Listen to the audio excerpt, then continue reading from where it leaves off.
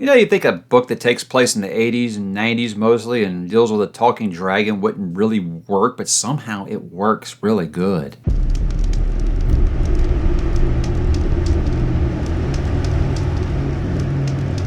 Hey, what's up, bookworms? Mike back today to talk a little Joe Hill, because guys, today is release day for the long-awaited return of Joe Hill to writing some full-length novels, and full-length is a good description for this one. So I was sent a review copy by HarperCollins in exchange for an honest review, and that's what I'm going to do today, guys. And I think they're going to be quite happy with what I do have to say. So yes, his first new novel in almost a decade now, and he made it well worth the wait, I do think. You guys know I loved Heart-Shaped Box. I love nosferatu, In the Tall Grass, Lock and Key. So it's an author that I very much consider not just the son of Stephen, but a damn good horror author. And today, guys, we're going to kind of talk about what makes this book just a little different than all those, but somehow maybe better? I don't know. We'll get into it. But before we do, we have to talk about what is this book about. Well, Arthur is a dreamer, a reader, and a student at Rackham College, Maine, renowned for its frosty winters, exceptional library, and beautiful buildings. But his burgeoning romance with Gwen is shattered when a local drug dealer and her partner corner him into one of the worst crimes he can imagine. Trapped and desperate, Arthur turns to his closest friends for comfort and help. Together, they dream up a fantastical scheme to free Arthur from the cruel trap in which he finds himself.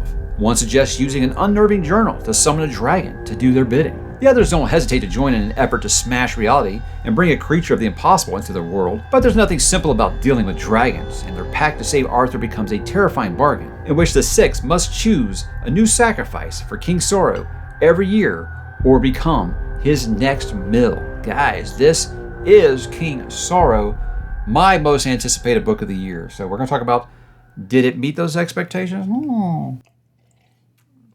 Let's get into what makes the book good first before we talk about anything else. Look, guys, with this, coming of age at its finest, this is going to be Joe Hill's magnum opus. I think it's because this is such an incredible mastery of character work. I think he takes these characters from high school to college to, into the decades here. We're going through like 40-ish years in this book with these characters.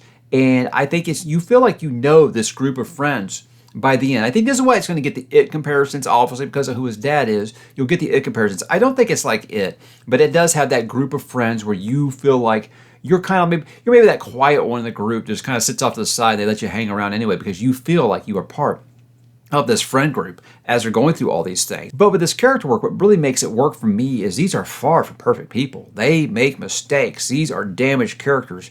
They do some things that would not be considered good, and that's, I think that kind of gets into the moral of the story, which we'll kind of talk about here. But the character work is just impressive. And I think about all of his other books that I've read, the characters were fine, but I don't think you have this page count to kind of really evolve those characters like that.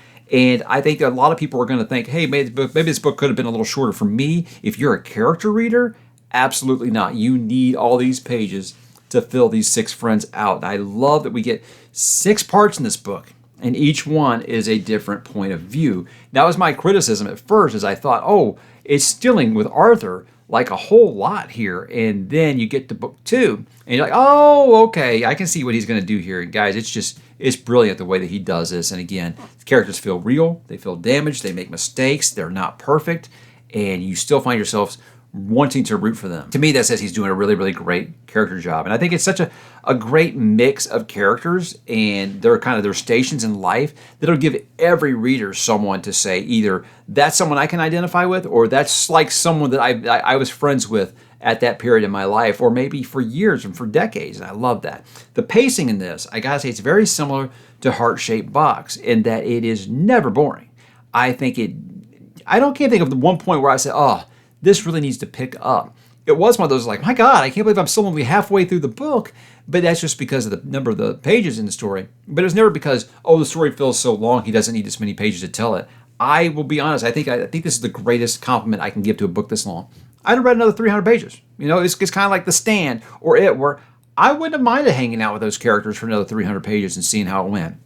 That's very much how connected you will feel to this group after a while. Again, because the pacing is so well done. But the dragon in the room, guys, it has a dragon in it. I mean, what fantasy fan is not going to love having a dragon in this. Now, look, I think that this is going to be one of those where fantasy fans, if they're kind of dipping into Joe Hill for the first time, you're going to love this, because I won't give anything away, but I'll just let you know there are more fantastical creatures in this than just the dragon. That was what I kind of thought going into it. I'm like, oh my gosh, he gets really, really deep into some lore here. And I think you guys will be impressed with what you do find. This is very, very much a modern fantasy horror story. I definitely think it is definitely one that's a little bit more fantasy than horror. Obviously, you're dealing with a dragon, and this dragon's wanting to kill people.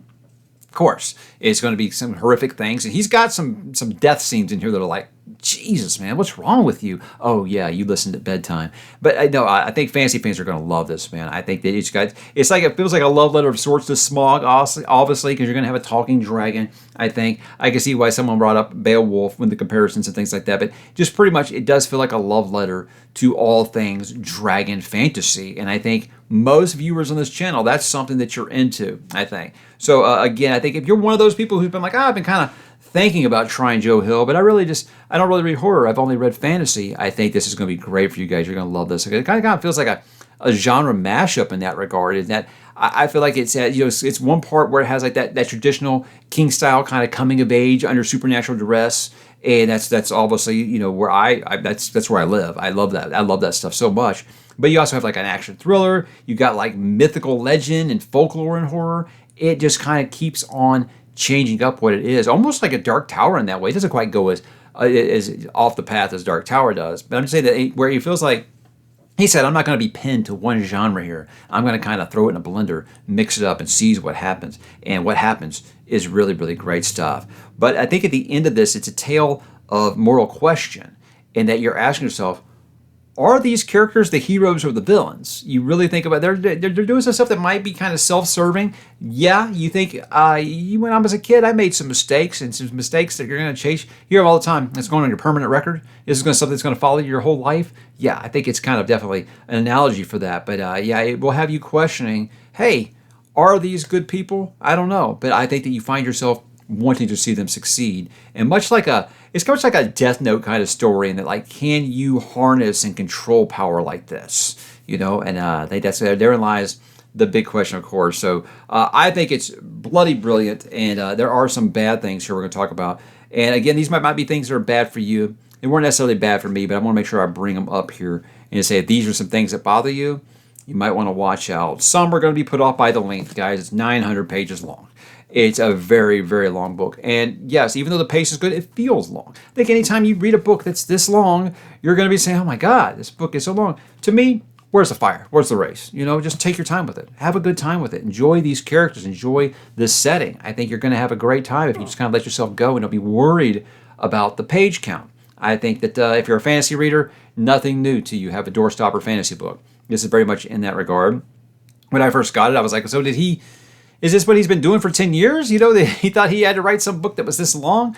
But when you read it, you'll see, I think that he needed these pages to tell the story that he told. And if you've read a lot of his dad's books, big books are nothing new to you, I didn't think. But I can see some people thinking the slice of life stuff might be a little too much. I love that. That's what makes characters work for me. I want to see what their life's like, not just when the bad thing's happening. I want to feel the connection to these characters, so when the bad things happen, I give a shit. And he definitely has paid attention and done a very, very great job with that. I do got to bring up that he might be bringing up a lot of real world events and revisionist history a lot. So this takes place the 80s, 90s. It just kind of goes through the decades. And he will obviously comment about what's going on at the time through conversation. I don't feel like it's just mostly passing mentions.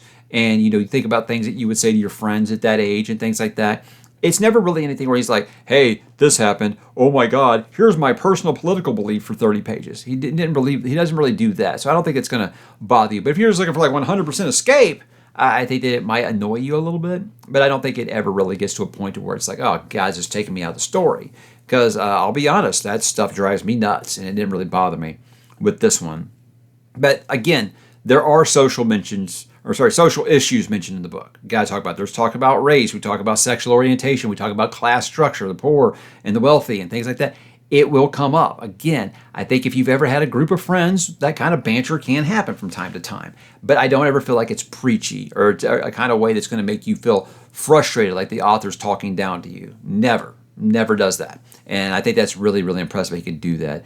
But it's never in a way that says, this is what you shall believe. He never does that. And that's, to me, that's a fine line to walk, but he does walk it rather good. And look, if you're just a horror reader and you don't like the fantasy stuff, you may struggle. You may struggle because it really, really will get deep into some of the fantastical here. I would say this book, if I was rating how much horror is in it versus fantasy, I'd say it's 2/3 fantasy, 1/3 horror. It really is very much a fantastical book, and I wish I could tell you more, but just trust me, there's a lot more than just a dragon in here. But guys, why should you read King Sorrow? Well, look, if you've been waiting for a new Joe Hill book, like most of us have, I've talked about some of these other books that I've really enjoyed. I never really got to the Firemen. I don't know why, but I probably will. I mean, I'm going to probably read all the stuff eventually, but this is the one that was my most anticipated book of the year, and it kind of met those expectations. But if you like a little horror with your urban fantasy, like you like the Dresden Files, the stuff where it gets into like the Fae,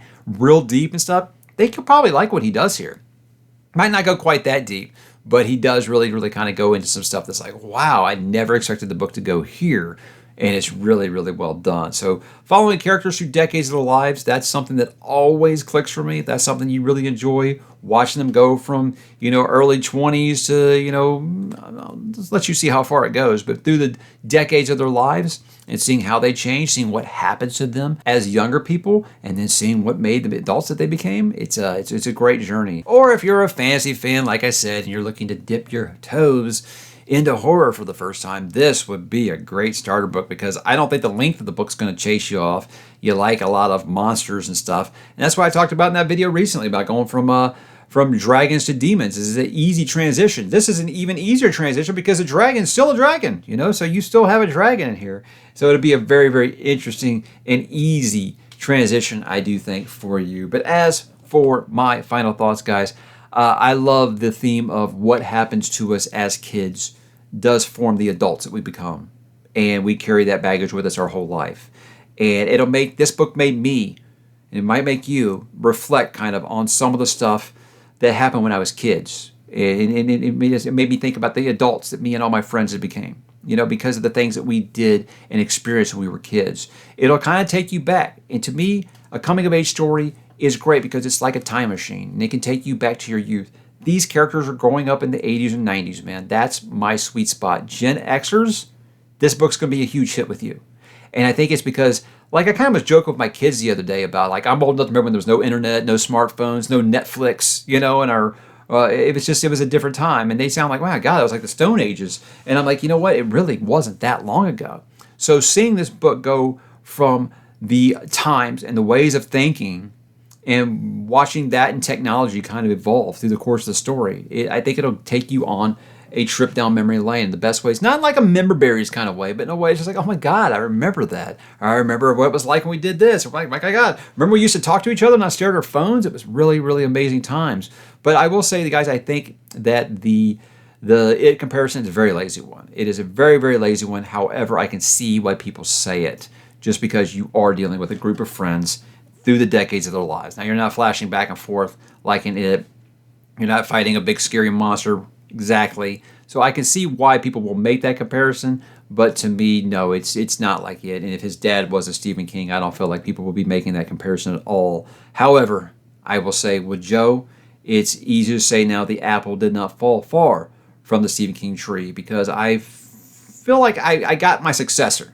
Stephen isn't really writing horror anymore. And I think Joe's showing he can do both. I think about Lock and Key as he was really very much a horror fantasy story. So I think this might be his sweet spot here. And I can say, look, I love Nosferatu in the Tall Grass, Lock and Key. I love A Heart-Shaped Box.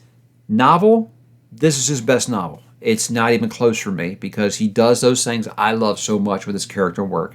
And it's a story that I think will kind of stick with you after you're done. And I think this will be one that I see myself revisiting again in the future, because I just had a great time with these characters. And to me, it says it was a really great ride. If it's hard to say goodbye to those characters when you close the book for the last time. And this one really did do that. So guys, for me, very much worth the wait. Obviously, I haven't been waiting for 10 years. I think, I can't remember, I read a heart-shaped box in like 2022. But yeah, I do want to visit more Joe Hill in the future. It's like I said, I no longer look at him as just the son of Stephen King. I look at him as Joe Hill, horror author, and now horror fantasy author. And he's doing that as good as anybody in the game. So guys, King Sorrow, you're going to be checking it out. I highly recommend that you do. I think this is a great book. Again, thank you to Harper Voyager for sending this. Thank you to Joe Hill for writing it. And guys, thank you for watching. Drop in the comments, guys, and let me know what you think about King Sorrow once you've finished it, or are you going to be starting it? Yeah, today's release day, so I doubt you're going to be finishing it today unless you got a review copy like I did. But I'm very excited to talk to you guys about this in the comments, and I hope you will hit me there.